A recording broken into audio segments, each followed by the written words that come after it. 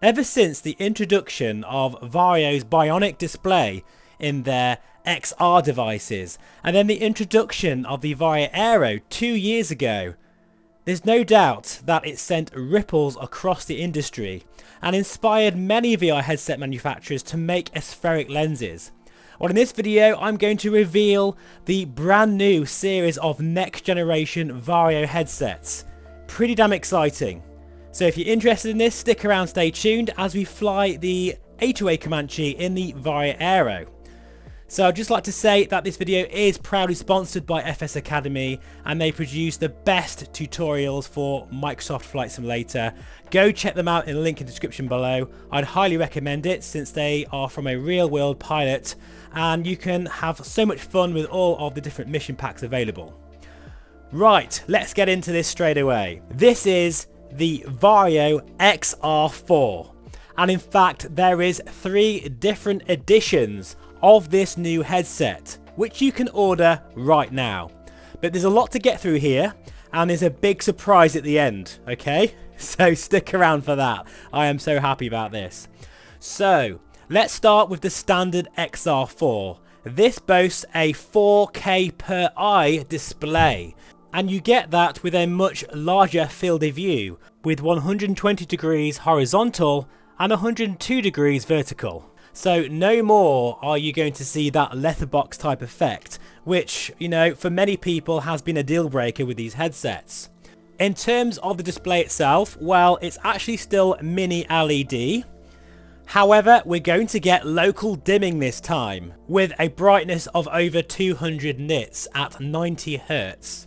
In terms of the optics, they're still the custom variable resolution full dome aspheric lenses, which Varjo are known for, and in fact I'm actually very pleased that they've stuck with aspheric lenses, since for me personally I prefer them still over pancake lenses because they don't produce any glare or god rays, and let me tell you, when you've experienced that, it's extremely hard to go back.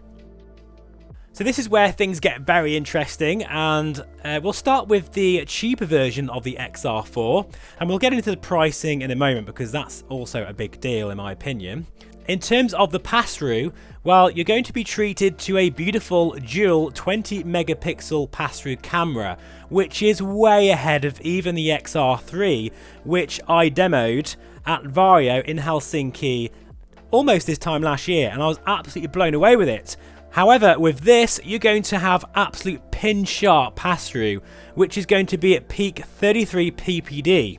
That is pretty damn amazing, and let me tell you, you're going to easily be able to read all your charts, your checklists, your phone, even the damn serial number on your new joystick. It's going to be that clear. And that is also due to the new ambient light sensors and 8 times improved LiDAR resolution compared to the Varjo XR3. That seamlessly blends real and virtual environments. How cool is that? The IPD range, before I forget, for all of the XR4 headsets will be between 56 and 72mm as well. There's a few other things I want to mention. Now, of course, this does have eye tracking at 200 Hz. That goes without saying. But here's some of the new features that I'm quite excited about. Each XR4 will have spatial audio, and I can't wait to test that out simply because I will be receiving an XR4 to review on the channel very soon. These headsets are also going to have an integrated microphone with dual integrated noise cancelling style microphones, which again I would imagine are going to sound absolutely amazing. Further still, each headset is going to come with their own bespoke Varjo controllers powered by Razer. So I'll just show you a quick shot of them here, the best I can, because I don't have a lot of B-roll to show you, unfortunately. But, you know, that's quite a shock. And it gets even more shocking when I'm going to tell you that Varjo have their own inside-out tracking solution as well. So that means you don't need base stations or controllers. Everything is all in. So let's not muck around anymore. I'm going to give you the full prices of all 3 headsets. So here we are. As you can see, this is the XR4. It's going to be priced at €3,990. Here's the big deal. There is no subscription. I'll say that again. No subscription. That is fantastic news, and it gets even better as well. This isn't just going to be available for the enterprise market. Varjo are working very hard so they can bring this to the prosumer market, that is you and me, very soon. So that €3,990 price, yes, it is expensive, but there's nothing else on the market with that level of pass-through, levels of sensors and crazy technology for a price which is all in and no subscription. But as you can see, I'll keep this on the display because the XR4 Focal Edition just brings things up to an entirely new level with enhanced pass-through and autofocus, which offers a pioneering mixed reality experience that matches the acuity of the human eye based on the user's gaze.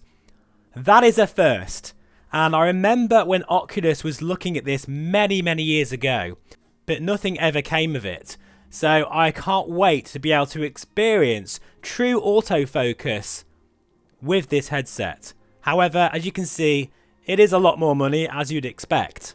And finally, for the XR4 Secure Edition, I'm not really going to go into that too in depth because this is really for government training. Because remember, I've said this so many times, that Varjo have huge, deep connections with the aerospace industry, which is something that I've always really respected.